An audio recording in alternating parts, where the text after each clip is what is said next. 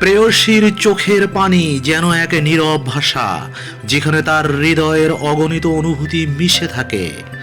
এই অশ্রু কখনো সাধারণ জল নয়, এটি তার অন্তর্গত কষ্ট, অপরিসীম ভালোবাসা এবং না বলা কথার প্রতীক।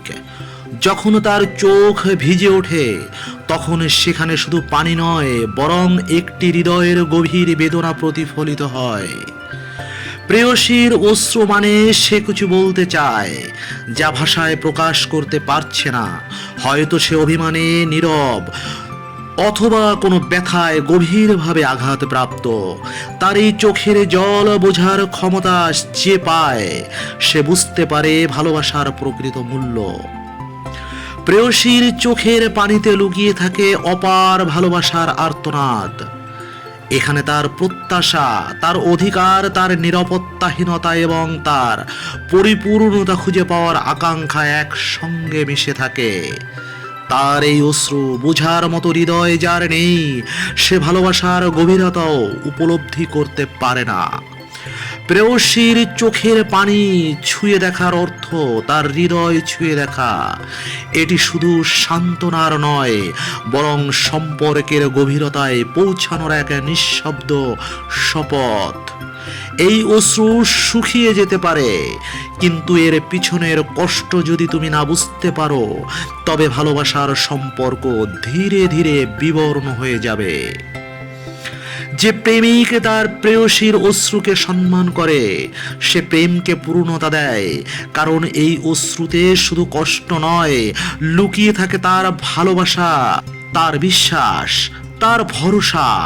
তাই প্রেয়সীর চোখের পানিকে অবহেলা নয়, বরং জীবনের সবচেয়ে মধুর দায়িত্ব হিসেবে গ্রহণ করো।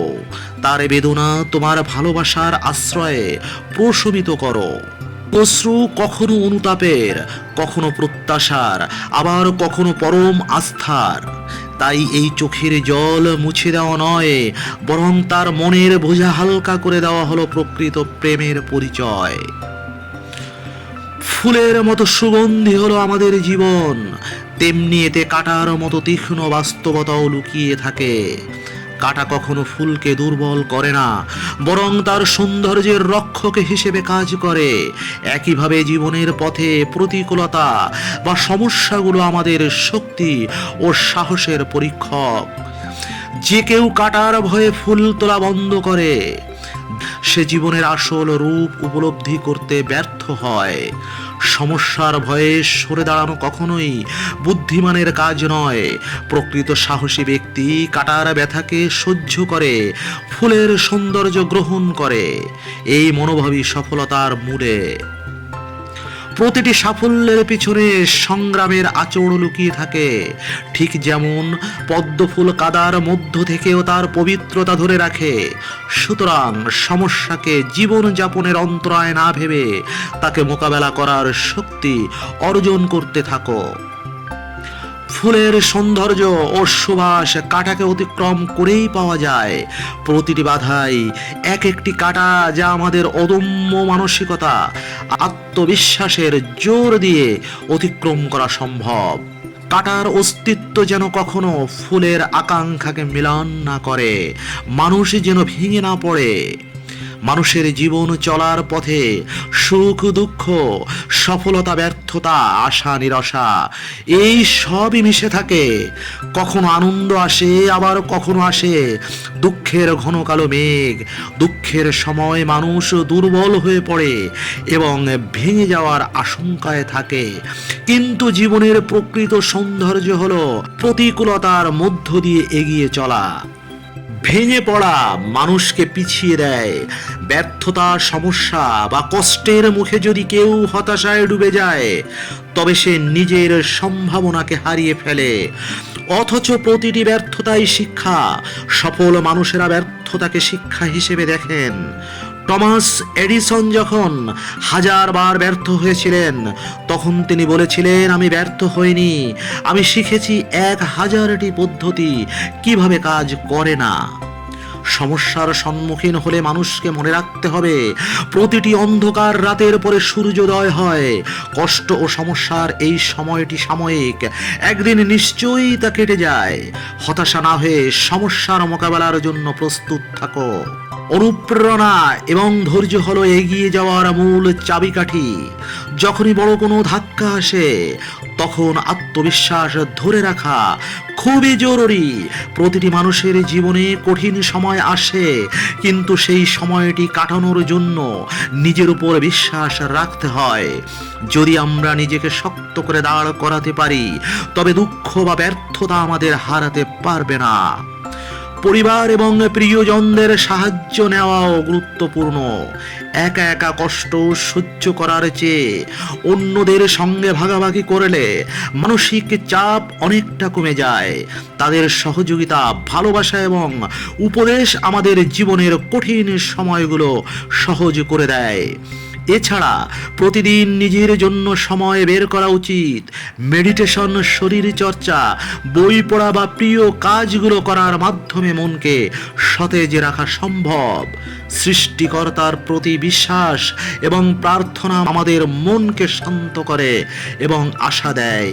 মানুষের জীবনে বড় পরিবর্তন ঘটানোর ক্ষমতা থাকে, কিন্তু সেই পরিবর্তন আনতে হলে ধৈর্য ও সাহসের প্রয়োজন। মনে রাখতে হবে, ভেঙে পড়া কোনো সমাধান নয়, বরং সমস্যা ও ব্যর্থতাকে জীবনের অংশ হিসেবে গ্রহণ করে এগিয়ে যাওয়াই বুদ্ধিমানের কাজ। যারা জীবনে বড় কিছু অর্জন করেছে, তারা কখনো ভেঙে পড়েনি। তারা তাদের ব্যর্থতা ও সমস্যাগুলোকে সিঁড়ি হিসেবে ব্যবহার করে এগিয়ে গেছেন। সুতরাং জীবন যতই কঠিন হোক না কেন, মানুষকে নিজের বিশ্বাস, অনুপ্রেরণা এবং ধৈর্য ধরে রাখতে হবে।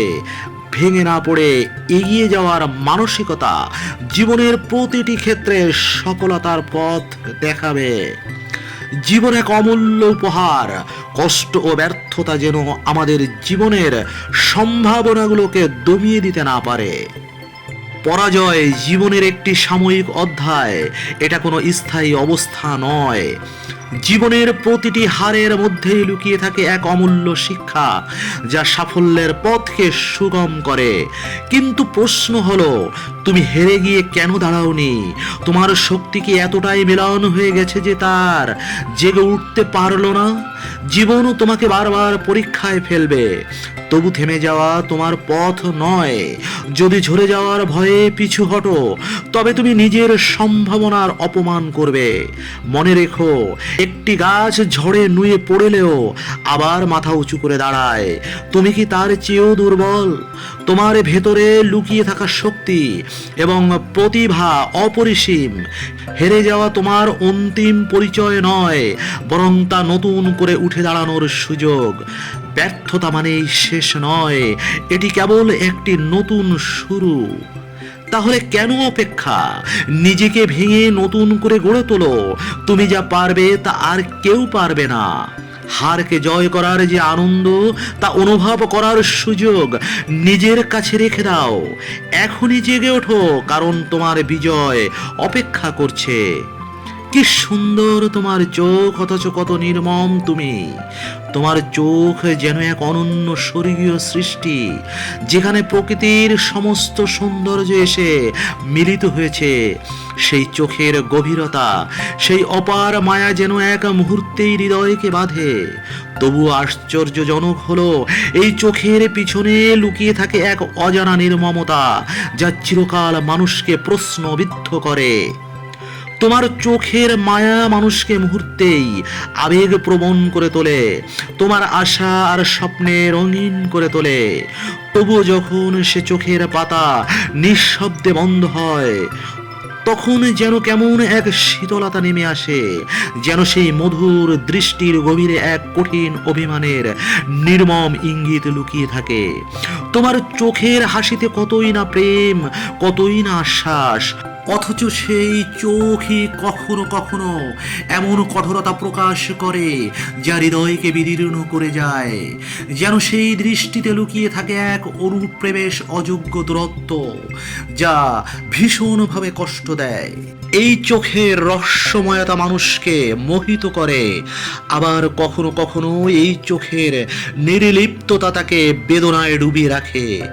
কত মানুষ সেই চোখের দিকে চেয়ে আশা করে একটু ভালোবাসার, একটু উষ্ণতার, অথচ অনেক সময় সেই চোখে যেন কেবলই পথ ভোলা প্রতিচ্ছবি হয়ে থাকে। তাই বলা হয় মানুষের চোখ মনের দর্পণ, তবু সব সময় চোখ যা বলে তা মন বলে না। আমাদের চ্যানেলে আপনাকে ধন্যবাদ।